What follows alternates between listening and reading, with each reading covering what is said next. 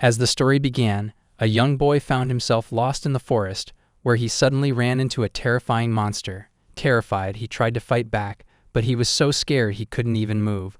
While the monster lunged toward him, ready to attack, he remained frozen in place. Then a man came running to his rescue, and, with a single swing of his mighty sword, cut the monster down, saving the boy. The man asked the kid if he was all right, and the boy stared at the sword in awe, amazed by how cool it looked. Curious, he wondered aloud if it was a demon sword. The warrior clarified that it wasn't a demon sword, it was simply called one, and it even had a name. Just as he was about to reveal that name, the scene shifted back to the present. Now, many years later, Bakshas had grown into a young man, and as he woke up, he realized he had seen the same dream again. At that moment, someone knocked on his door and urged him to come out immediately. He recognized the voice. It was his friend Lyle, calling him out with urgency because he had something important to ask. Lyle kept shouting, telling him to quickly get dressed and come outside. After Bakshas dressed himself, he performed his usual ritual of thanking the gods and praying that this day would be the one when he received guidance that would lead him to the sword. Meanwhile, Lyle continued yelling from outside that he was taking too long, and in irritation, Bakshas called back, telling him to wait so he could at least finish his morning prayers to his god, Lizard. When he finally stepped out of the room, he wasted no time and asked what the urgent matter was. Lyle explained that they had received reports of a troublesome magical beast sighting. Before going into details, Bakshas reminded him that he wasn't a proper mage, he was only a magitech engineer, a magical tool craftsman whose real profession was a magic sword technician. Because of that, he suggested that the matter should be handled by people actually capable of hunting beasts.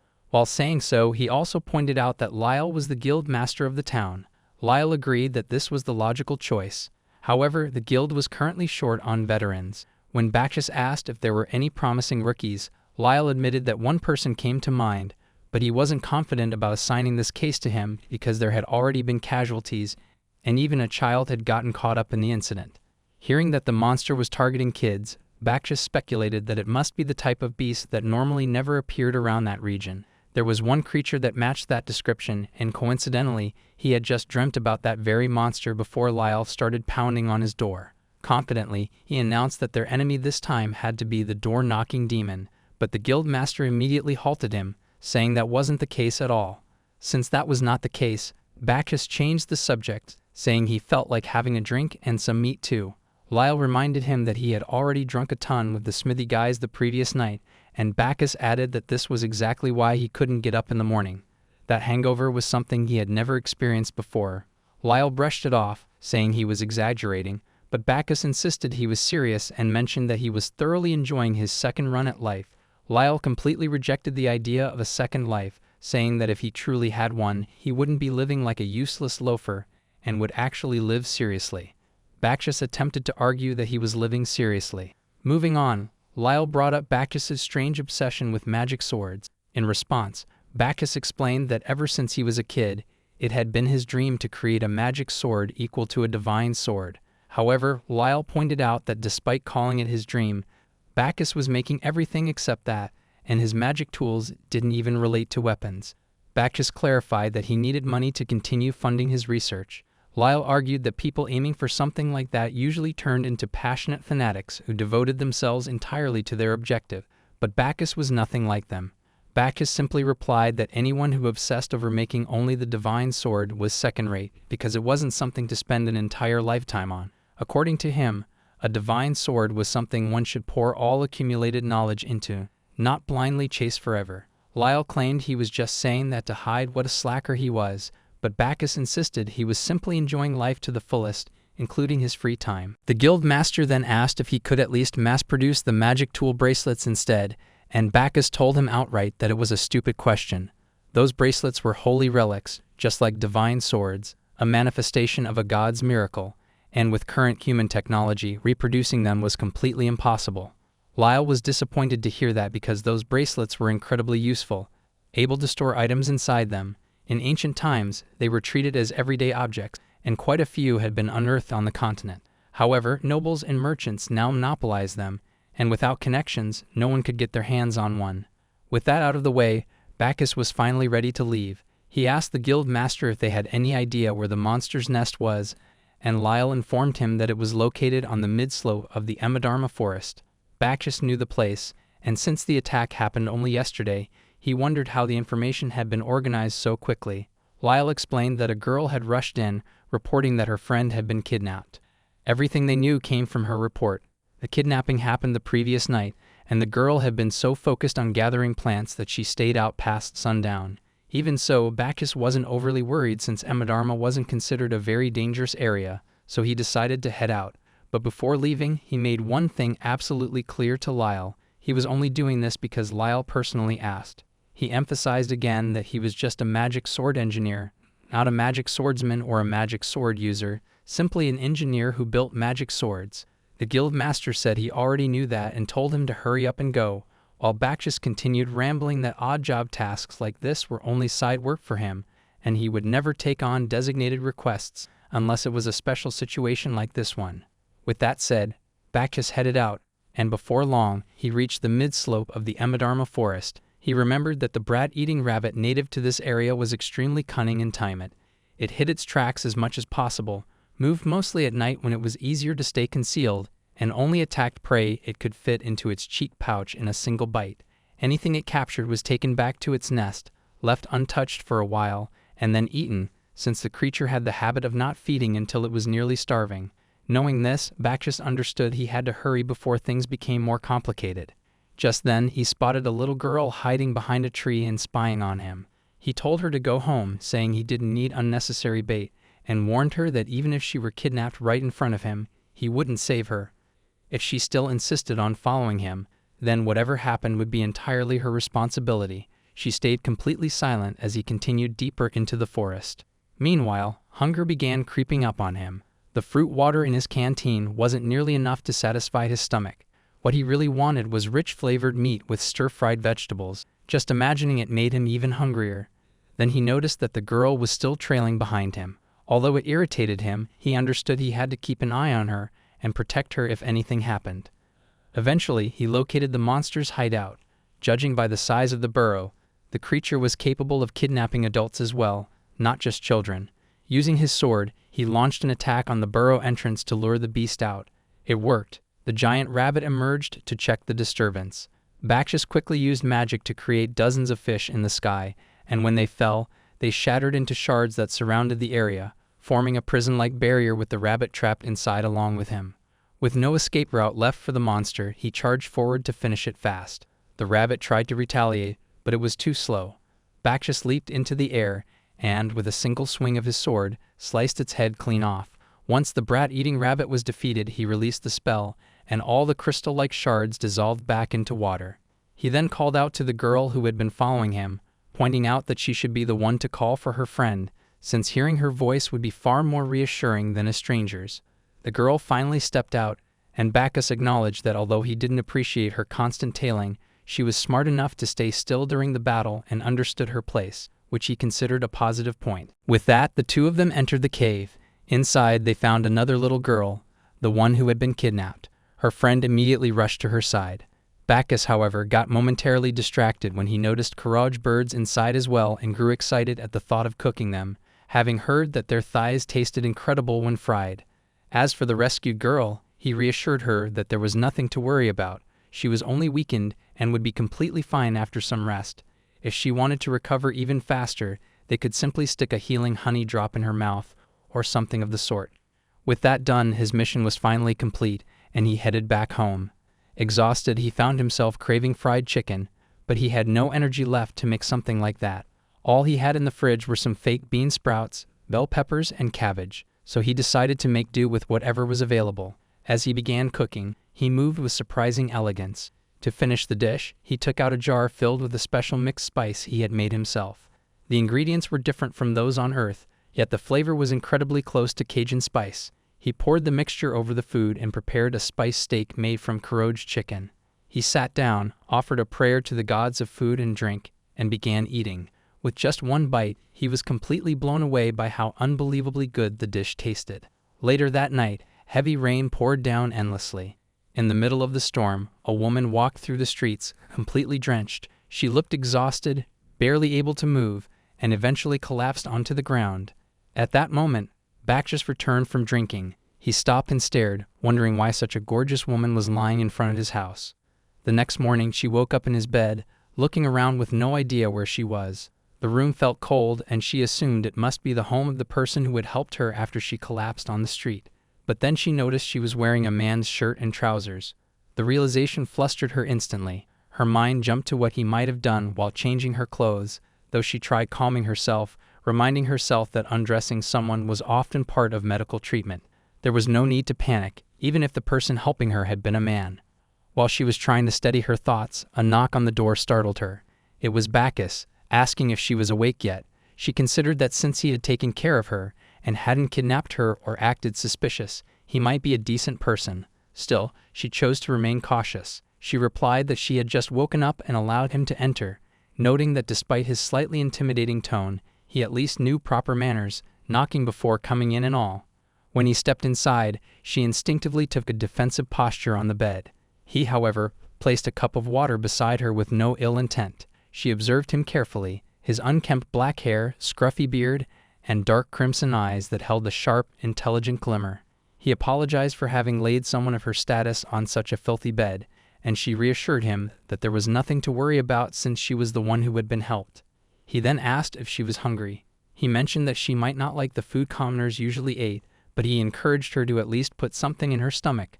She hesitated, unsure whether she should accept it, but a delicious smell drifted in from outside. The moment it reached her, her empty stomach growled loudly, leaving her completely embarrassed. She nervously asked if she could have that meal. He responded that she had already troubled him enough the moment she collapsed in front of his house, so something like this hardly mattered, and with that, he poured her the drink he had prepared. After he left the room, she glanced at the simple cup and pitcher. They were plain items commonly used by ordinary folk, yet they were surprisingly well kept. That alone caught her off guard. She took a sip, and the moment the liquid touched her tongue, she was stunned by how refreshing and delicious it was. Without realizing it, she finished the entire cup in one go and let out a satisfied breath. From the taste, she realized it had a citrus scent. Wanting more, she poured another cup and continued drinking, enjoying this new way of tasting water. A few moments later, Bacchus returned with the food he had prepared for her. It was a rice dish, and she remarked that it tasted very close to risotto. He seemed surprised that she even knew what risotto was. He served a portion for her and told her to eat it quickly before it turned cold. She tasted it, and once again she was astonished by how incredible it was. The saltiness was perfectly balanced, not too strong and not too weak, and the natural sweetness of the rice and egg blended beautifully with it. Each flavor seemed to draw out the other, the sweetness enhancing the saltiness, and the saltiness bringing out even more sweetness from the rice and egg. The more she ate, the more vivid the sensation became. It felt like a whole landscape was unfolding on her tongue, a villa on a hill overlooking the sea, with the rice and eggs enjoying a gentle, friendly date, accompanied by soft songs and warm conversation. She noticed the condiments he had placed beside her, and remembered he had told her she could use them freely. She added a bit of the green ring-like garnish on top of the okayu, and it gave the dish a crisp texture along with a refreshing aroma. Then she sprinkled some of the black grains, adding a roasted scent and a hint of sweetness. Finally, she topped it with wood shavings, and when she tasted everything together, she was completely mesmerized. She simply could not get enough of it. Meanwhile, Bacchus was having his own breakfast outside, and he recalled where he had seen her before. She was Lady Christiana, the eldest daughter of Lord Numiachoke. Back when he lived in the capital, he had occasionally seen her sitting at the rice shop located between the noble district and the commoners' area. He always thought the Numiachoke family's main estate was in the royal capital, and he had never heard of them owning a villa in this region. That was why he could not understand how she had ended up collapsing right in front of his house. He vaguely remembered hearing something about her engagement to Dauntlord's son, though he was not completely sure. Returning to her current situation, she was still weak and running a fever, so he wondered whether he should continue treating her for now and then contact someone afterward. When he went back to her room, she already looked much better. She thanked him for the meal, expressing just how delicious it was, and he was relieved to hear she had enjoyed it. She began feeling sleepy again, and he pointed out that her body was still weakened, so it was natural to feel drowsy after eating. Then, quite suddenly, he placed his hand on her forehead. Her entire face turned bright red in embarrassment, while he was simply checking her temperature. It was slightly high, but not dangerously so. He placed his hand on her neck to double-check, and that was the moment she completely froze in flustered shock. He asked how the rest of her body felt, whether she had any pain in her joints, like her elbows or knees. She replied that she felt fine. He asked if she had a headache, but she surprisingly didn't, so he advised her to get more rest. She wondered aloud if he was a doctor, since he spoke like one, and he explained that he had only picked up a bit of knowledge in that field. She felt lucky that he had been the one to save her, but he simply told her to lie down and rest quietly for now. Cheerfully, she agreed to do as he said. Before leaving the room, he asked whether there was anyone she wished to contact, because if not, he intended to inform the local lord himself. She told him that she was currently under the care of her uncle, who happened to be the lord of this land, Sir Korka's Sita Meganoia. Bacchus decided he would reach out to him on her behalf, and with that, he stepped out of the room. The moment he left, she pulled the blanket around herself and buried her face in it. She could not believe how casually he acted about things like that. She kept replaying the way his hands felt, gentle, despite being large and rough. Growing frustrated with herself, she wondered why she was getting so flustered over something so simple, especially when she had just been dumped not long ago. Yet for some strange reason she felt unusually calm. She could not remember the last time she had fallen asleep with such ease, and with that comforting thought, she drifted off. Meanwhile, Bacchus finished washing the dishes and then prepared to head to the Lord's manor, a task he honestly found quite troublesome. Still, it was something that needed to be done. He even considered hiring a courier from the Odd Jobs Guild next time, in case a similar situation ever arose again. But as soon as he opened the gate and stepped outside, the little girl he had met in the forest the other day appeared before him, greeting him politely. He, however, stared at her in confusion, having absolutely no idea who she even was. She finally introduced herself as Midi Arshigio, nervously explaining that she had come to thank him for what happened the other day. He had no idea what she was referring to, which only made her more embarrassed, and in her flustered state, she ended up shouting her gratitude out loud. He quickly covered her mouth to stop her from yelling and told her to keep her voice down since a sick person was resting inside. He then took her downstairs to his small workshop so they could talk freely, and she was amazed by the number of magic swords and artifacts displayed there. He explained that his main job was supposed to be an engineer, so having this much was normal for him. Bringing the conversation back, he asked what exactly she meant by wanting to thank him, and she reminded him that she was the one he had saved when she was about to be eaten by that monstrous rat. He finally remembered, and she bowed deeply, thanking him from the bottom of her heart. He told her there was no need for such gratitude, since he had simply been doing his job, but she insisted that it was only because of him that she was standing there instead of returning to the five-colored ring. Her dedication surprised him, seeing how she had come all the way just to thank him, and he sincerely hoped she would continue to grow without becoming twisted. Once that was said, she apologized for taking his time, and guessed that he must have been on his way to buy medicine since someone at his home was sick. He nodded, saying it was something like that. He then asked if she had some free time, since there was a small errand he hoped she could handle. She replied that it depended on the place and the type of job. He was impressed, since she didn't give an immediate yes, and instead waited to hear the details first, something he appreciated. He explained that the destination was the noble district, and that he wanted her to deliver a letter for him. She fell silent and began thinking seriously about it, and he understood her hesitation. After all, the noble district often discouraged common folk, as many nobles looked down on them, and even walking through the area could invite cold and heartless remarks. But despite that, the nobles in this city were not foolish enough to kill commoners without reason. Therefore, he believed that even a small girl like Midi would be safe completing the job, and she agreed to run this errand for him. He thanked her for helping him, but she mentioned that she had one condition. Once again, he found himself impressed by her sense of negotiation. She asked if she could visit his workshop from time to time, since she was aiming to become a magic engineer. He made it clear that he had no intention of taking on an apprentice, which disappointed her, but he did not refuse her either. He told her that as long as she didn't interrupt his work, he wouldn't mind if she dropped by to hang out occasionally. Hearing that lit up her face, since that was exactly what she wanted. He told her to wait for a moment while he went to prepare the letter, and in the meantime, she was free to look around as much as she wished. However, he warned her not to touch anything, since there were a few failed experiments mixed in among his equipment. A short while later, he returned with 2 letters in his hand and passed them to her. He explained that the plain envelope was for the gatekeeper's check, while the sealed one was for the lord. She simply needed to hand both to the gatekeeper and inform him that the details were written in the plain envelope. The moment she heard that her destination was the lord's manor, her confidence wavered and she began trembling. She wasn't sure if anyone there would even take her seriously. He assured her that everything would be fine, and added that if they continued grumbling, she could simply mention that she was the errand girl of the drunkard magic swordsmith. He believed that would smooth things over. She began repeating the line as if she were memorizing it, and he couldn't help feeling a little uncertain about entrusting this to her. He explained that he could have gone there himself, but he couldn't leave a sick person unattended. Hearing that instantly reignited her determination. She completely agreed with him, insisting that he must prioritize the person who was unwell, and she promised she would handle the task. Before she left, he asked if she had already registered as a handyman, and she confirmed that she had, though she was only doing it to earn some pocket money. Since that was the case, he decided to submit the job as an official request to the Jack-of-all-trades guild, which she appreciated. Finally, he told her that once she completed the mission, she should at least drop by to see him on the second floor where he was living. She promised she would, and with that, she left to complete the quest. Later, she boarded a carriage, and once seated, she grew extremely nervous. She could hardly believe that a commoner like her was riding in a luxurious carriage with a lord.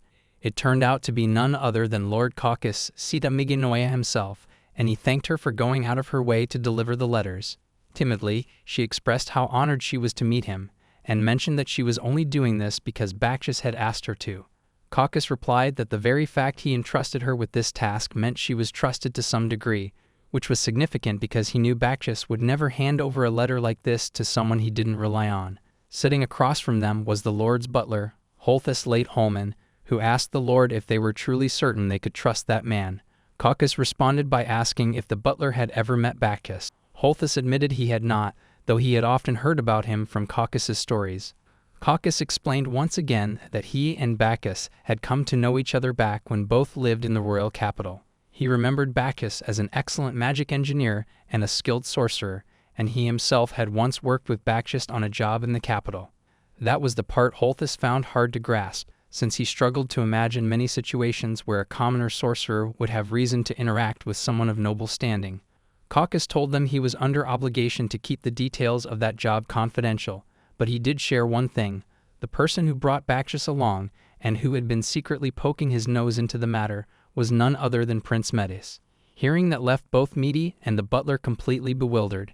He went on to explain that back then, the prince poked his nose into far too many incidents in the capital, and was somewhat of a spoiled brat. Hearing all of this, Meaty quietly thought to herself that if anyone happened to overhear such a conversation, she would be the first one to get arrested. Setting that aside, Caucus returned to the main point and told them both that after he became acquainted with Bakshas, he realized that Bakshas was someone he naturally got along with, and from that time onward, the two of them had always treated each other well.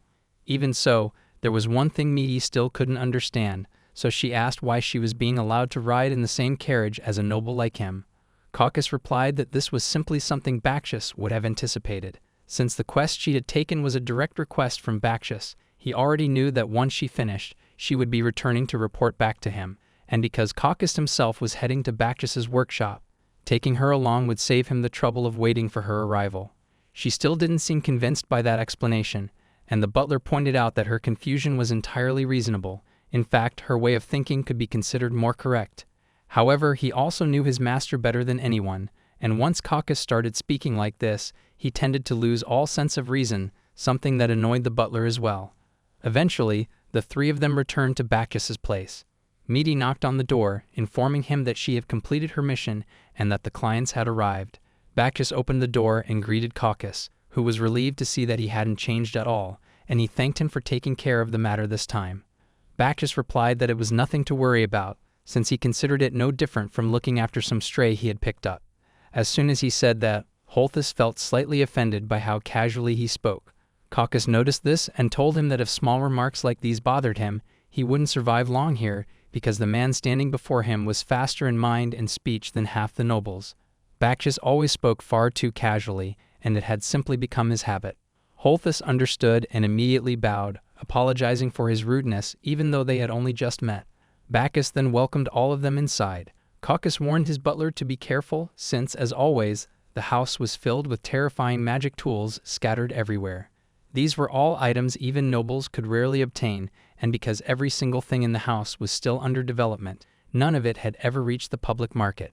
Both Meaty and Holthus were stunned to hear that. Bakshas added that none of it was as impressive as it sounded, since most of what he had done was modify existing items and adjust them to suit his needs. Still, some pieces were built entirely from scratch, and he suspected there might actually be more of those. Whatever the case, Caucus mentioned that every single magic tool Bakchis had created or modified was outrageously unique, and that alone was enough to give him a headache. Bacchus then sent Media ahead into one of the rooms, telling her she could look around as much as she liked in that space. After she left, he guided Caucus and the butler into another room. The moment they stepped inside, the butler froze, completely stunned, unable to believe what he was seeing. A noble lady like Christiana was sleeping on such a cramped bed, and Bacchus could already sense what they must have been thinking, that the bed was far inferior to the spacious chambers a noble was used to. Because of that, he offered them an apology. He explained that, for the time being, he had fed her and helped her get some sleep, since it seemed she hadn't eaten properly for several days and was severely sleep-deprived and exhausted. Although her condition appeared to be stabilizing now, she still had a fever, which was only natural after being drenched in cold rain for so long. The butler mentioned that fatigue alone could sometimes cause a fever, and Bacchus admitted that he himself wasn't sure of the exact reason, since either cause was possible. Hearing how calmly he explained everything, Holthus began thinking to himself that Bacchus sounded almost like a professional doctor. Caucus then wanted to know if her condition could really improve with just meals and sleep. Bacchus responded that he wasn't planning to ask her what exactly had happened. At the moment, all he could do was speculate that something must have crushed her appetite. Both hunger and lack of sleep dull a person's reasoning, and if that continues for long, their mental stability begins to crumble. If they then try to think about the cause of their problems in that weakened state, their thoughts spiral further downward, wearing out their heart even more. That, in turn, weakens the appetite further and makes it even harder to sleep. He believed that something like that must have happened to her. Holthus felt devastated hearing this, unable to accept that the young lady had been pushed so far into a corner.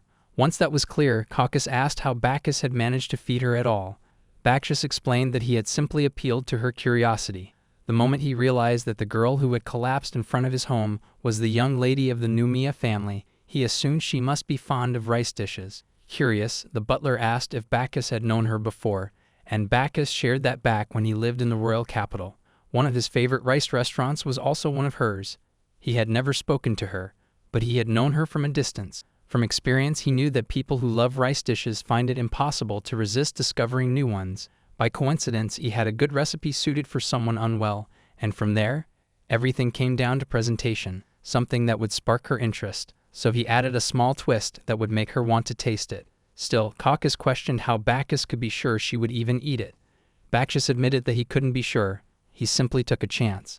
Even though she had collapsed the previous night instead of sleeping properly, her body had still gained some rest, and by now he assumed that at least a little appetite must have returned. As long as she ate even a little, her stomach would react, and proper hunger would follow.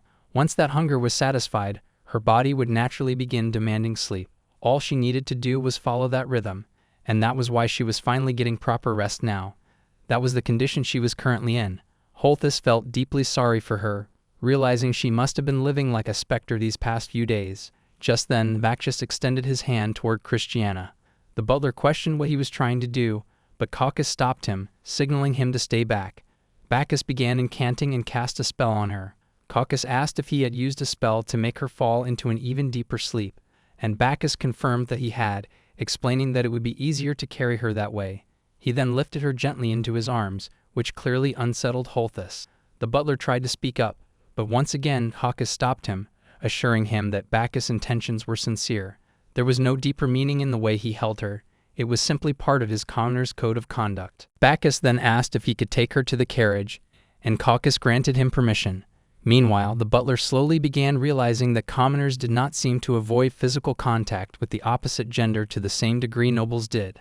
Later, Christiana woke up in a mansion and immediately recognized it as her uncle's house. She remembered that only moments ago she had been sleeping in that commoner's home, and the sudden change left her surprised. But what surprised her even more was how strangely calm she felt.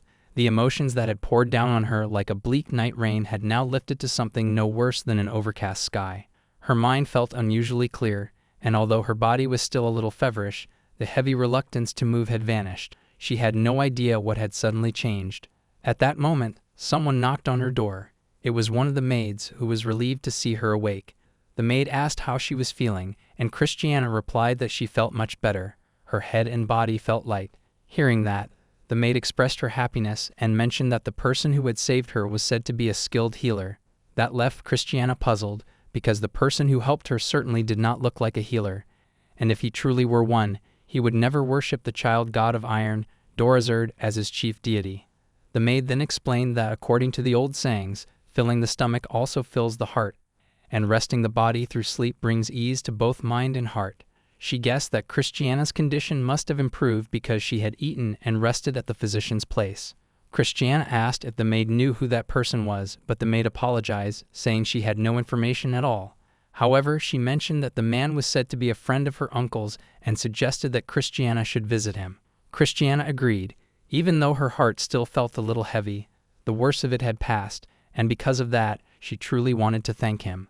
The maid noticed her face turning red and asked what was going through her mind, since she looked rather cheerful. She indirectly replied that maybe this much was enough after all. The maid did not understand what she meant, so she explained that she simply felt that good food really was important. In her thoughts, she wondered when she would ever get the chance to enjoy Bacchus's cooking again. Hearing this, the maid told her she actually had some good news. When they had gone to fetch her while she was still asleep, her savior had entrusted them with the recipe for a dish called okayu, which she had clearly taken a liking to. They had assumed she would want to eat it again once she woke up, so they had already prepared it for her. Her face instantly lit up, and she could not wait to try it again. The maid brought the dish in and served it to her. It looked exactly the same as it had at his house, and Christiana wondered how it would taste now. Excitedly, she took the first bite of the rice dish, but her enthusiasm collapsed in an instant, as it did not taste good at all. The maid noticed the slight change in her expression and asked if something was wrong. She told the maid it was nothing, yet in her mind, she kept thinking that something about the dish felt a little off. At first, she wondered if the ingredients were different, but then she remembered that they had been given the recipe directly by him, so that could not be the reason. No matter how much she tried to figure it out, she simply could not understand what exactly was missing, and the confusion began to irritate her. In the end, she decided she would just go to his place again to eat. Besides, she assumed he must know many more delicious dishes she had never seen before, and she wanted to learn about them. Later on, Bacchus was sitting in his office, working on something, when she arrived to meet him. Seeing her, he noted that she always entered a room by saying she was intruding. She reminded him that she was already a former knight. He mentioned that just the other day, she had spoken to him in a knightly manner as well. She admitted that part of it had simply been her being cautious because she did not know him yet, and once her first words came out in a knightly tone, she could not really back away from it. With that settled, he asked if there was something he could help with, and she said there was.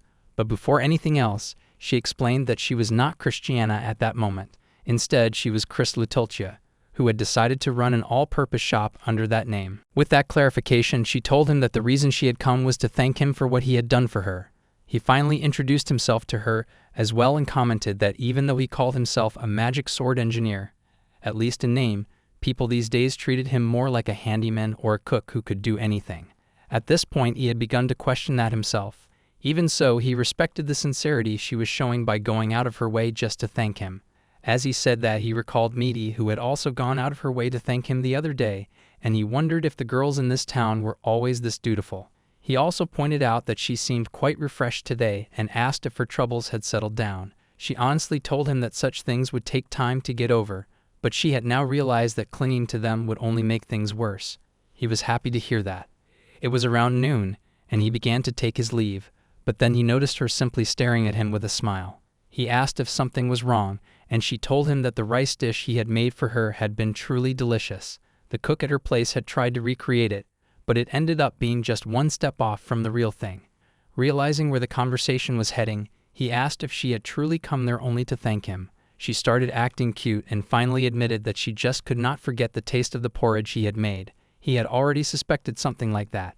She added that she had come to realize that whenever she ate something extremely delicious, it helped her forget unpleasant things, even if only for a moment. She even promised to properly pay for her share of the food expenses. He, on the other hand, began to think that the reason she had come all the way from the capital to this remote town, governed by her uncle, must be because she could no longer bear staying in the capital. On top of that, she had even quit being a knight, and that only made him more curious. He let out a big sigh, and Chris immediately assumed she was troubling him. She apologized and guessed that he must be thinking how shameless she was for asking him to do all that for her. He felt a little bad that she had misunderstood him and reassured her that it was nothing like that. Since her heart could be healed by his cooking, he agreed to cook just for her. The moment she heard that, her face brightened with excitement, and she thanked him wholeheartedly. But when the two of them stepped out of the room, they found Meaty standing right there. She asked if it was already his mealtime.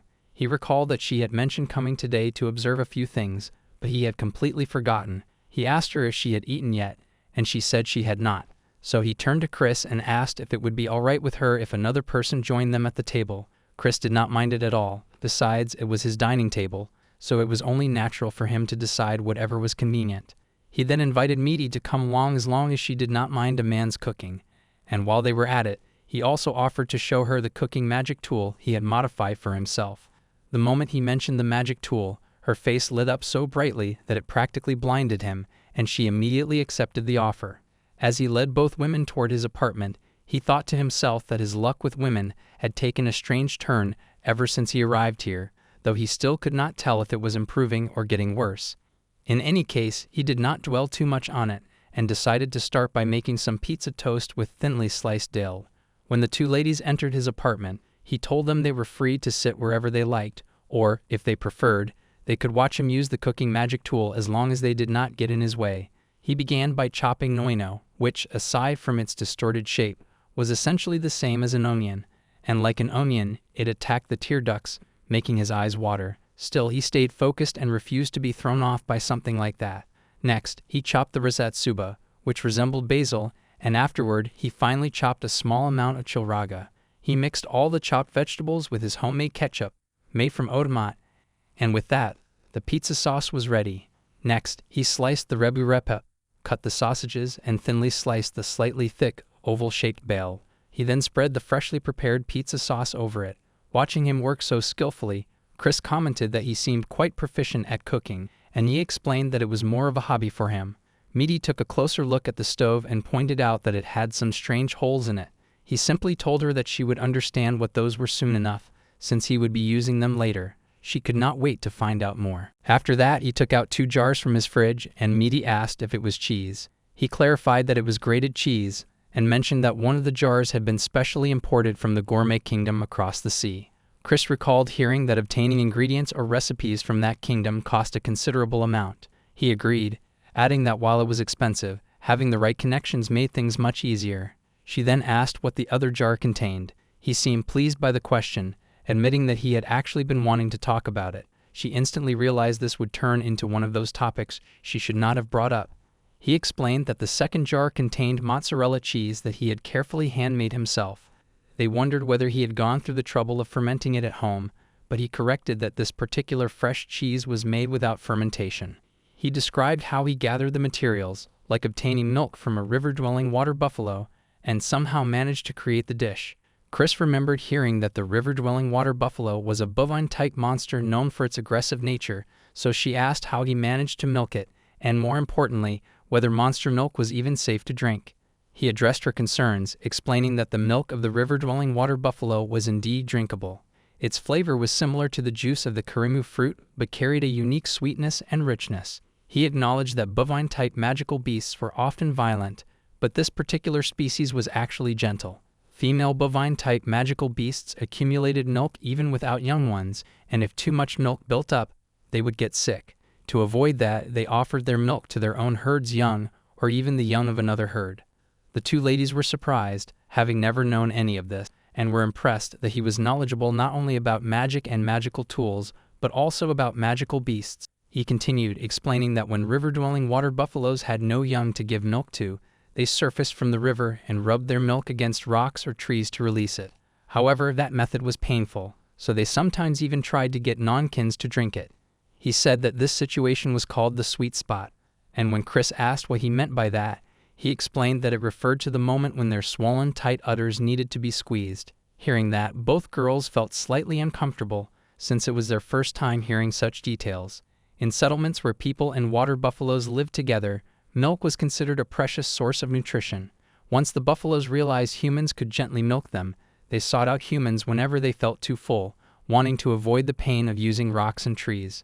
Returning to the main point, he told them that mozzarella made using only kirimu fruit lacked the depth of flavor, but using the milk of the river-dwelling water buffalo allowed him to achieve the ideal taste he wanted. Chris found herself feeling a little intimidated, realizing how far he was willing to go just to make his own cheese. Meaty added that craftsmen truly did tend to have their own kinds of obsessions. Bacchus pointed at her and remarked that she was putting herself on a pedestal as well by saying that, and she admitted that she was also obsessed, just a little. With that, he said they had learned enough for now, and he proceeded to pile a generous amount of shredded cheese onto the dalby coated with sauce. Once again, both of them were shocked, since shredded cheese was something ordinary people could never dream of affording, yet he was casually using it in large amounts. Next, he added mozzarella, thinly sliced bell pepper-like vegetables, and round slices of sausage. Then he brought out a pot, prompting them to ask what he planned to do with it when he was supposed to be making pizza. He mentioned that he was thinking of making some soup as well. He began preparing the soup, and while it cooked, he called out to Meaty. He explained to her that lighting the stove this way worked the same as a normal stove, but because he had modified it, it came with additional functions. Pointing to the part she had been curious about earlier, he told her it was actually a grill space. The heat from the fire warming the pot also heated this grill area, and its interior was designed to trap heat, so it became extremely hot. He placed the dalby covered in cheese onto an iron plate that was safe to put inside, then slid the entire thing into the grill. Learning all of this made Meaty excited, since she had been waiting to understand how it worked. Essentially, while cooking something on top, the stove also used that heat to cook a second dish below, and the concept amazed her. Chris was glad to see him being gentle with a curious child, and he proudly mentioned that he tried to act like a gentleman when dealing with women and kids. Chris already knew that side of him well, since she had once been saved by it, and the way she said that left him slightly flustered. Seeing his reaction, she teased him that he was surprisingly weak to straightforward comments. He admitted that he wasn't used to hearing genuine words because everyone around him tended to be twisted. He then asked Meaty if she had any more questions, and she raised her hand, saying she did. She pointed out that the placement of the magic stone on the stove was different from the basics, yet it worked perfectly, and she wondered how. He simply replied that the adjustment made things easier for him. As he explained the technical details, Chris watched them, happy to see how well they got along. Soon the food was ready. When he pulled it out of the grill, Chris was amazed by the wonderful aroma. He asked Meaty to line up 3 plates on the table. The soup finished at the same time, and he served them both the pizza toast and the thick pottage soup. Normally, people ate it with a fork and knife, but since it was Meaty, he told her that it would be easier to hold the pizza toast in her hand and take a bite. She followed his suggestion, and Chris decided to do the same, saying she had no reason to be overly cautious. The moment they bit into the pizza, they were astonished by how smoothly the cheese stretched and blown away by how delicious it tasted. Meaty absolutely loved the stretchy cheese, while Chris noted that the subtle flavors and aromas of rizaba and chilariga were perfectly balanced. He was glad to hear their praise, and he finally began eating as well. He started with the soup, and was quite impressed with himself, noting how the bacon added a pleasant depth of flavor and how the small amount of barley created a nice pop in texture. For something he had thrown together at random, it turned out surprisingly well. Even so, he felt it was not the best match for drinking snacks. Then he tasted the pizza and thought that the instant pizza sauce wasn't bad either, though next time he wanted to make a sauce from vegetables resembling tomatoes instead of relying on ketchup. Although it tasted great and reminded him once again that the shredded cheese from the kingdom of Nidang was truly exceptional, he still felt that something was missing. He knew exactly what it was and said out loud that he wanted a drink with it. Chris agreed that it sounded like a good idea, but suggested they should refrain for now, since Meaty was with them. He agreed and decided not to drink. Meaty mentioned that she didn't mind if they drank in front of her, since only adults seemed to care about those things, but he still chose to hold back. Chris commented that although she had eaten melted cheese before, this was her first time seeing it stretch this much, and he was simply happy that she enjoyed it. Then he brought up that watching Meaty enjoy the pizza reminded him of someone he once knew. That person had loved the stretchy cheese just as much and kept eating it happily, calling it white and creamy. The reason that memory stayed with him even after all this time was because that had been the first time he ever saw that person smile. Chris felt saddened and asked if that person never laughed. He explained that rather than not laughing, the kid had been far closer to despair. Back then, the child was almost the same age as Meaty, but in even worse condition than Chris had been when he first met her. The boy had been full of despair and paranoia, in such a broken state that Bacchus and his 2 closest friends couldn't even heal the wounds they themselves had received. Chris asked if he had managed to win the boy over with pizza toast. He replied that the child couldn't resist his hunger, but he had been extremely suspicious of poison, so while Bacchus cooked, the boy kept a sharp, serious eye on him the entire time. She then asked where that person was now, and Bacchus explained that since the kid had no place to return to or work at, he simply placed him in a teaching position at Darky John Magic School, which happened to be searching for staff at the time. Meaty was shocked to hear that the boy was now a teacher. Bacchus added that since he hadn't heard anything about him quitting, he assumed the kid must still be there. At first, the boy frequently visited to ask for pizza toast, but now it had been a long time since their last meeting. Then Meaty asked if he had a hobby for self-destruction. Confused, he questioned what kind of person would even have such a hobby and why she would ask that. She simply explained that she got that feeling whenever she saw him interacting with Chris. He stayed silent for a moment, eventually realizing that she might not be entirely wrong. Setting that aside, he stood up and asked if they wanted a refill of pizza toast. Naturally, both of them agreed. Later that day, he arrived at the Rock's blacksmith workshop. As usual, he walked inside and greeted everyone, asking how they were doing, only for all the men inside to suddenly stop and stare at him. At the Rock's blacksmith workshop, the man in charge was Dobro Rocks, and both he and his workshop were widely known across the country. These days, the forge only accepted custom orders for weapons and armor. In the past, it had produced everyday items like knives as well, but whether it was a custom piece or a daily necessity, the workshop had always been known for crafting items of exceptional quality. Their crossed sword and hammer emblem was recognized as a mark of guaranteed craftsmanship. When Bacchus entered the forge, the newcomer who had just started working there looked toward him, wondering who this casually dressed man might be.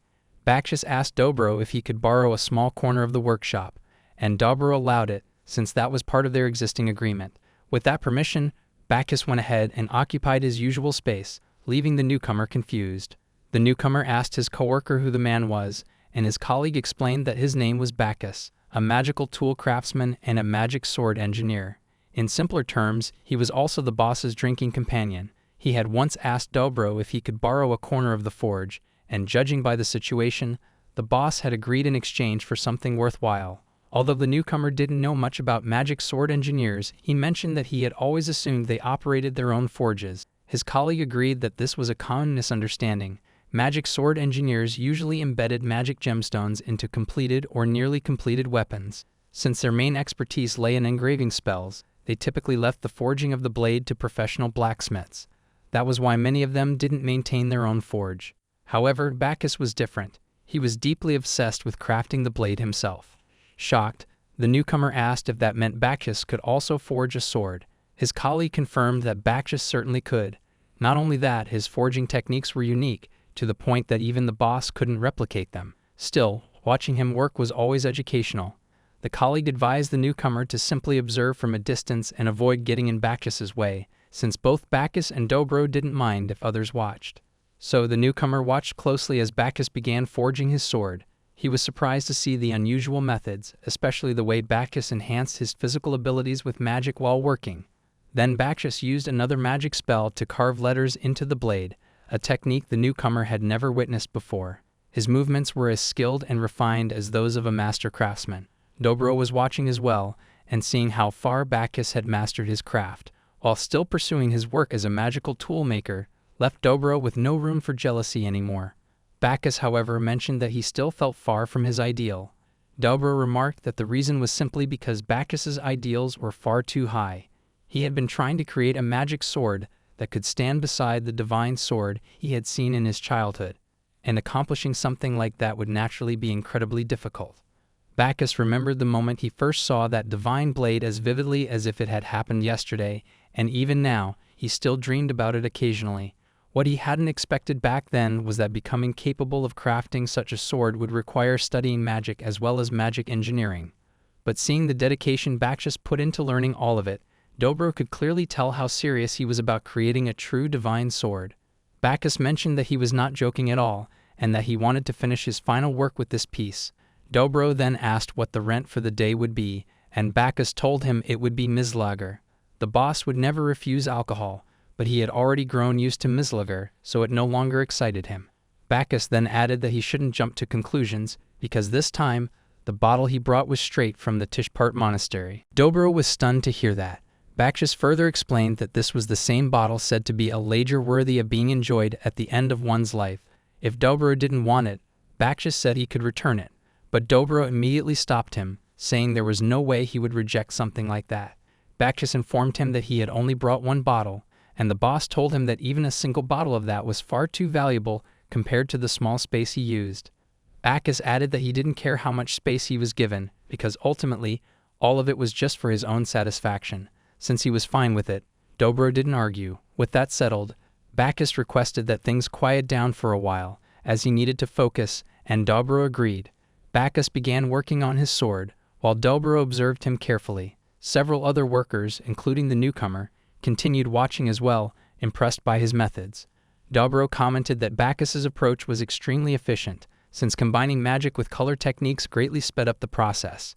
Bakshas added that it also made him more than twice as exhausted. He then placed the finished blade on a table, planning to return and assemble it after crafting the handle. Before he left, Dobro asked if he was free that night, and Bakshas questioned whether he was sure about sharing the special drink he had brought. Dobro replied that the special bottle was something he wanted to savor quietly at home, but for that night, he simply wanted to have a drink at the tavern and chat about trivial things. Both of them laughed as they continued talking, while the newcomer watched from a distance, looking confused. His colleague approached and advised him to get back to work, since Bakshas was done for the day. He also mentioned that once the boss started discussing drinks with Bakshas, the two of them usually didn't move from their spot for a long time. The man then asked if the newcomer had learned anything from watching him work. The newcomer replied that all he had understood was that Bakshas was incredible. The man laughed and agreed, saying that understanding that much was good enough for now. He added that Bakshas's technique was a special form of magical blacksmithing, which used magical power during forging, making it quite different from the work done by ordinary blacksmiths like them. With that said, the two returned to their duties. Later, the scene shifted to Christiana. Standing in the rain, she reflected on how she had been betrayed by something she believed was precious and worth cherishing.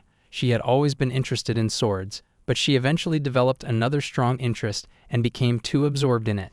To pursue that path, she told herself that she no longer wanted to be a strong woman, gave up her role as a knight, and sealed away her sword.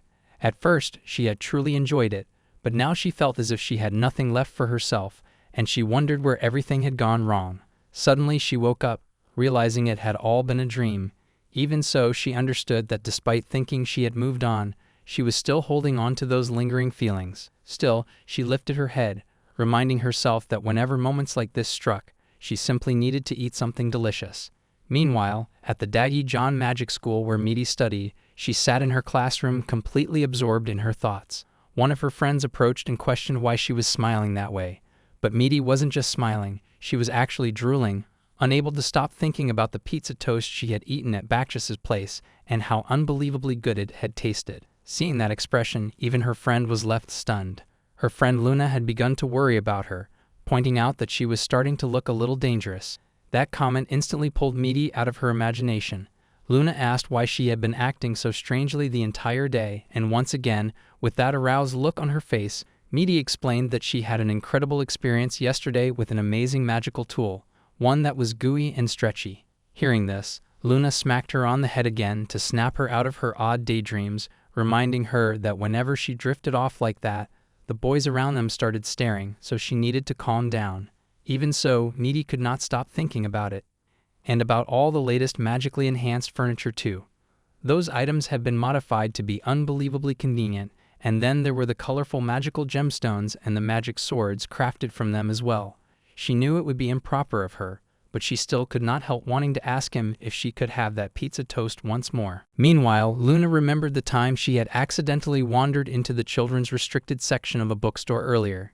Inside, she had come across a picture of a naked woman with a lewd expression, wearing some kind of accessory on her chest.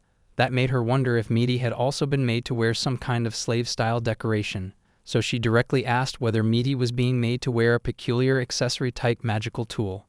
Midi told her that nothing strange had happened, though she did put on a silver attribute bracelet for a moment, but the moment she heard its price, she returned it immediately. Hearing that, Luna wondered to herself if the bracelet could have been a piece of jewelry banned from ownership or manufacturing. Such items usually worked only while worn, but she considered the possibility that it might have been the type that had a lasting effect even after being worn once. She wondered if Meaty might have sensed that unconsciously and returned it right away, but she also questioned whether it might still be having a slight influence on her. Still, she pushed those thoughts aside, convincing herself that she was probably just imagining things, and decided to forget the strange things she had seen in that restricted bookstore section. However, when Meaty mentioned Bacchus's workshop and expressed how amazing the place was, Luna completely snapped. She slammed her hand on the desk, realizing that the reason behind Meaty's bizarre condition was actually a man, and she declared that she would not forgive him. Without wasting a second, she dashed out of the classroom to confront Bacchus directly, shocking everyone with how fast she sprinted through the corridor. Among those watching was a teacher who became quite intrigued by her sudden outburst. He then stepped inside to begin his afternoon class, but before starting, he asked Meaty what had happened to Luna. Meaty explained that Luna's usual bad assumptions had kicked in again. The teacher then asked if Luna would be returning for the next class, but Meaty had no idea. She guessed it might already be too late. Meanwhile, Bacchus had returned home, and Chris had come to visit him. She mentioned that even though she casually used magical tools, she actually did not know much about them. He told her that it was perfectly fine to see them as convenient tools, and she agreed that she generally had no problem with that, but she wanted to understand them as knowledge. Since she was seeking knowledge, he advised her to start from that curiosity and look into it further on her own. For the moment, he gave her a brief history. He explained that around 200 years ago, a new technology had emerged in their world, leading to the proposal of magic engineering. Divine tools were known as miraculous items created by the gods themselves, while magic engineering was a technique devised solely by humans to reproduce those miracles. Tools created through this human-developed technology came to be known as magical tools, and they had now become an essential part of everyday life. He went on to explain that this technology used a substance called magic gemstone, which was essentially crystallized magic power, allowing even those unable to wield magic to experience magic-like effects. However, the more people relied on magical tools alone, the more traditional magic manipulation declined. Over time, this caused an increase in people who were unable to properly operate even magical devices. To compensate for that decline, the magic ring had been developed 50 years ago. It eventually entered practical use and became common among ordinary people about 20 years earlier. The magic ring was created by combining various materials, a main board that defined how it operated and a sub-board that cast the effects, together referred to as the casing. By combining these components, a magical device came into existence. After explaining this, he asked her whether she felt more knowledgeable now. Chris was surprised to learn that magic rings had only become common so recently, because she had never noticed that and had simply used them as if they were natural parts of daily life. Bacchus added that their popularity also grew because of their built-in safety features. As improvements continued, magic manipulation required to operate them became easier and easier, eventually becoming so simple that even someone who could only manipulate magic to a small extent could use the device without directly touching a magic gemstone. Because of that, magical rings gained widespread acceptance, and their relationship with magical tools became similar to that of a key and a door. These magical rings, often shaped as rings or bracelets, activated when brought near a magic gemstone. Their function was to assist the user's magical power control so the magical tools could be operated. Through research and refinement, each ring came to have a modest spell engraved into it. This modest spell, known as the synchronization reaction spell, activated magical tools only when the two reacted with each other. That was why magical tools available to the public could not be remotely operated, no matter how high-ranking the sorcerer trying to control them. However, he pointed out that his own modified stove did not follow that rule, since he had removed that control technique entirely. Because it was far more complex than standard magic stoves, it was not something a clueless user could operate remotely with a simple method. Of course, whenever he created something for others, he incorporated the synchronization reaction technique. The only time he omitted it was when he was making something exclusively for himself. Just then, out of nowhere, Luna barged into his house with full force, leaving both Bacchus and Chris bewildered as they tried to figure out who she even was. Chris let out a small chuckle, saying it seemed like a lively customer had arrived, while Bacchus commented that she looked more like a dojo challenger than anything else. He told the little girl that this was a magic sword workshop, not a dojo, so if she intended to break something, she had come to the wrong place.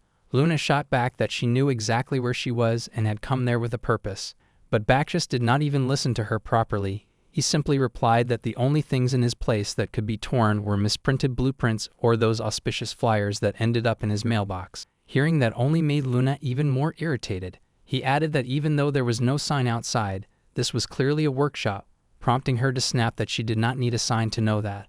With that, his expression shifted into a more serious one. Staring directly at her, he demanded to know what she wanted, and that intense look terrified her for a moment. Chris stepped in and told him not to scare an innocent girl like that. He argued back that innocence did not give anyone the right to act recklessly and barge into someone's shop while shouting without thinking ahead.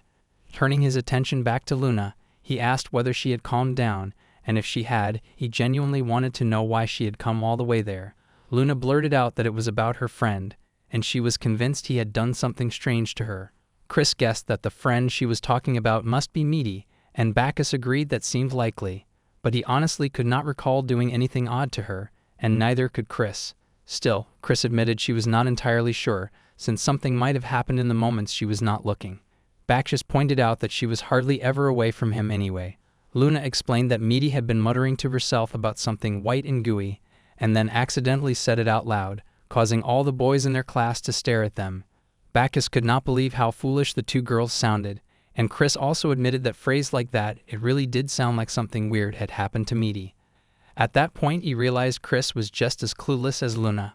He sighed deeply and told Luna that the whole situation was simply a misunderstanding, nothing more than that. Chris then remarked that he should properly clear up those misunderstandings rather than leaving them unresolved. He asked what exactly she meant by that, and she simply mentioned that the pizza toast from the other day had been incredibly delicious. Bacchus understood immediately and agreed to make more.